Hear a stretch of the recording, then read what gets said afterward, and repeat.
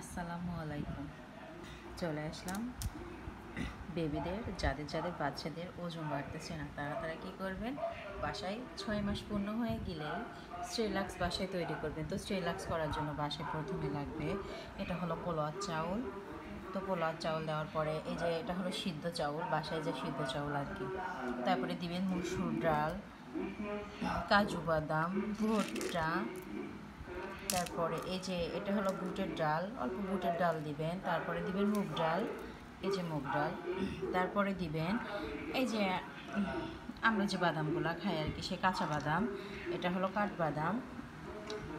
তারপরে এটা হলো আর একটা পেস্তা বাদাম। তারপর হলো মসুর ডাল আর কি। তো সব মিলিয়েই একসাথে মিক্সড করে সুন্দর করে পানি দিয়ে ধুবেন। ধোয়ার পরে 1 থেকে 2 দিন রোদে, টাটকা রোদে বেশ সুন্দর করে শুকিয়ে তারপরে একটু কী করবেন, কাঠখোলা সুন্দর করে এগুলো সব ভেজে নেবেন, মানে কাঠখোলায় নাড়াচাড়া করে নেবেন। ভাজার পরে কী করবেন, বাচ্চাকে রিল্যাক্স করে খাওয়ানোর জন্য একটু সুন্দর করে মিহি করে ব্লেন্ড করবেন আর কি। ব্লেন্ড করার পরে বাচ্চাদের আপনারা যেমন যে অনুযায়ী খাওয়াবেন সেটাই আপনারা অনলাইন থেকে অর্ডার না দিয়ে অবশ্যই বাড়ির ঝটপট বাচ্চাদের রিল্যাক্স তৈরি করে ফেলেন।